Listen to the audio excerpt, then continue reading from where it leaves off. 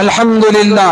اللہ کا شکر ہے ہمارے شہر میں بھی تمام تنظیمیں ایک دوسرے کے ساتھ ایک آگے بڑھ کر ایک پلیٹ فارم پر جمع ہو کر تمام ادارے تمام مسلک کے لوگ مل کر ایک دوسرے کا ساتھ دے کر آج جو وقف کے قانون میں ترمیم کی گئی ہے، جیسے ملک میں اتحاد کا ثبوت پیش کیا جا رہا ہے، اسی طرح ہمارے شہر میں بھی اور ہمارے ضلع کے مختلف تعلقوں میں بھی کوششیں ہو رہی ہیں کہ کسی طرح مسلمان آپسی اتحاد و اتفاق کے ساتھ کالے قانونوں کا کھل کر اس کے خلاف مظاہرہ کر سکیں۔ الحمدللہ مسلم پرسنل لا بورڈ کی آواز پر تمام تنظیمیں جڑ رہی ہیں، اللہ کا شکر ہے سب نے ہاں بھری حامی بھری اور سب آگے بڑھ رہے ہیں کہ ایک آواز ہو کر ایک انداز میں اللہ کا جتنا بھی شکر ادا کیا جائے، 2-3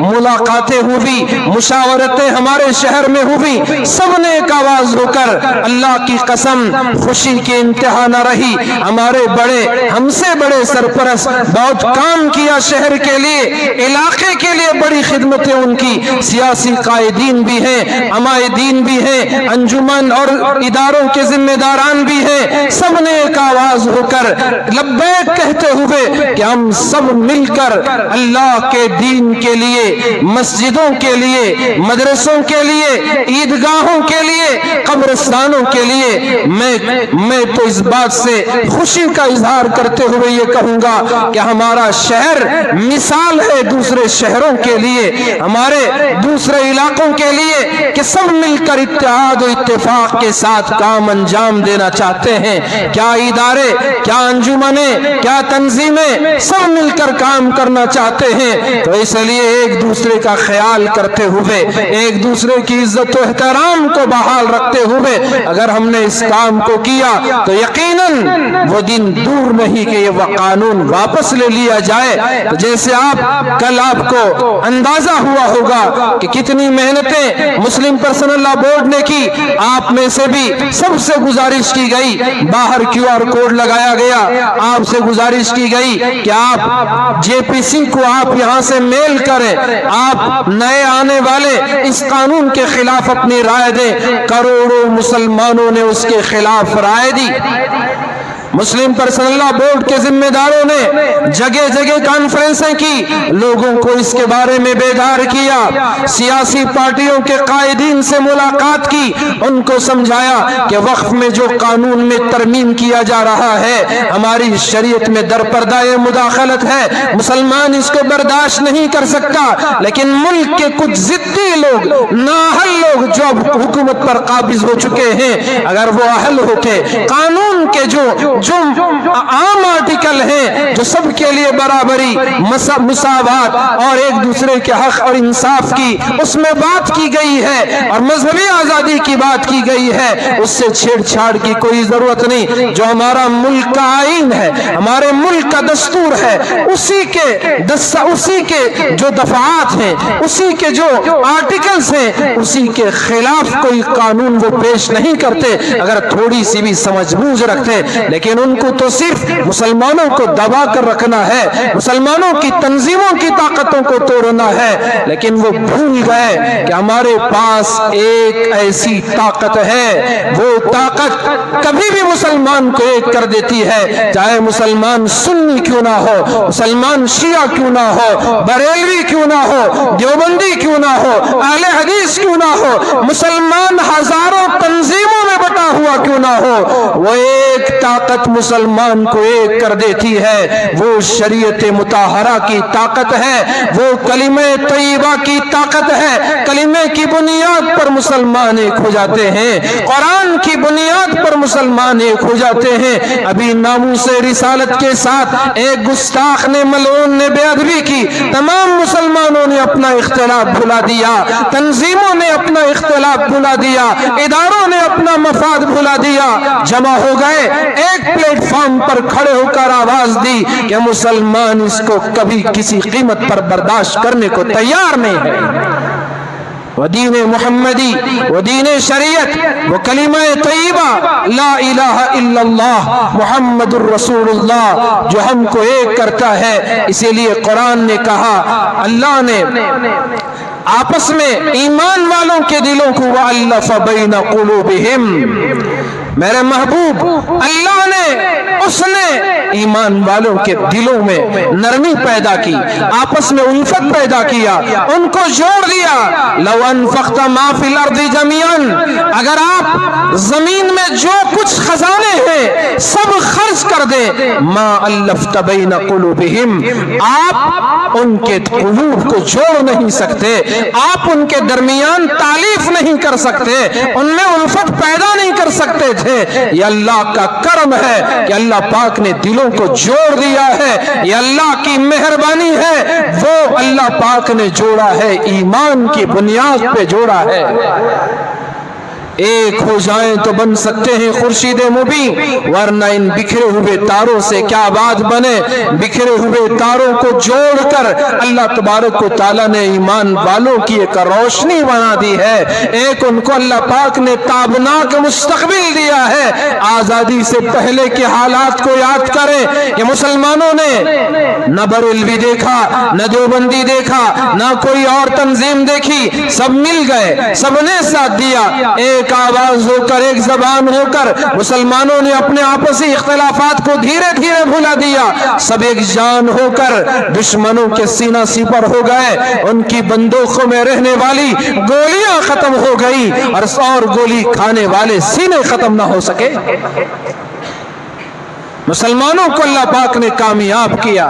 ये मुल्क आजाद हुआ। बरादरान वतन भी शुरू में मुसलमान ही इसका दिफा करते रहे, बाद में बरादरान वतन भी साथ देने लगे, वो भी जुड़ने लगे, फिर मुल्क आजाद हुआ। आजाद मुल्क में कानून बना तो उसमें सबको आजादी दी गई ताकि हर मुल्क का हर बाशिंदा इज्जत और आजादी के साथ इस मुल्क में सर उठाकर जी सके, अपने मजहब पर अमल कर सके, मजहब की प्रचार कर सके। लेकिन कुछ ताकतें उसी वक्त से कोशिश कर रही थी किसी तरह इस मुल्क को एक खास लोगों का मुल्क बना दिया जाए, इस जमहूरी मुल्क के इस गुलदस्ते के फूलों को बिखेर दिया जाए और इस पर एक रंग चढ़ा दिया जाए। मुसलमानों अहद करो, जब तक जियोगे उस वक्त तक मुल्क में ऐसा कभी होने नहीं देंगे। ऐ ईमान वालों, ये अल्लाह की धरती है, ये अल्लाह की जमीन है, इसका मालिक अल्लाह है। हम मुसलमान हैं, अपनी नमाज अदा करने के लिए हमने मस्जिदों को बनवाया, ईद की नमाज पढ़ने के लिए ईदगाहों का इंतजाम किया, अपने मरहूम भाइयों की तदफीन के लिए हमने कब्रिस्तानों का इंतजाम किया, हमारे बच्चों की तालीम के लिए हमने मदरसों का इंतजाम किया, हमारे बीमारों के इलाज के लिए अस्पताल का इंतजाम किया। मुसलमानों के यतीमों, बेवाओं, लाचारों, बेकसों, बेसहारा लोगों की मदद के लिए मुख्तलिफ फलाही कामों के लिए जमीन और जायदाद को वक्फ किया। आज बड़ी बड़ी इमारतें उस पर कायम हैं, उसकी आमदनी से मुसलमानों की खिदमत का जो भी टूटा फूटा काम हो रहा है। तो ये हमारे बुजुर्गों ने जो कुछ किया ये हमारी आबादी की हिफाजत के लिए है। आपने क्यों पैसे लगाए नमाज अदा करने के लिए, ईदगाह के लिए क्यों मुसलमानों का पैसा हम खर्च कर रहे हैं? नमाज ईदैन के लिए हम उसकी हिफाजत का, उसकी देखरेख का, पाकी सफाई का, कब्रिस्तानों का क्यों पैसा खर्च करते हैं? इसमें तमाम मुसलमानों का पैसा लगता है, तमाम इदारों का पैसा लगता है और इसके जरिए से ये काम होता है और ये काम क़यामत की सुबह तक जब तक अल्लाह चाहे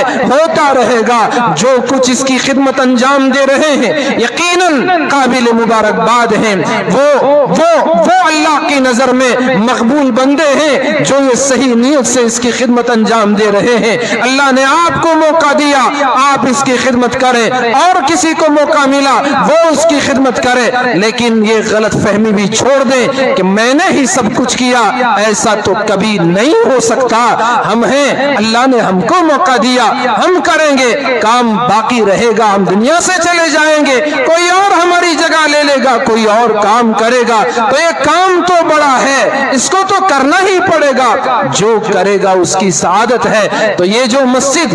तामीर हुई है, आप सब ने मिलकर इसकी कोशिश की, कुछ लोगों ने ज्यादा वक्त दिया, कुछ کچھ نے کم وقت دیا, کچھ لوگوں نے زیادہ پیسے دیے, کچھ نے کم پیسہ لگایا, تو اس طرح سب کی محنت یہ مسجد بنی. تو اب بتائیں اس کی حفاظت کی ذمہ داری ہماری ہے یا دوسروں کی ہے؟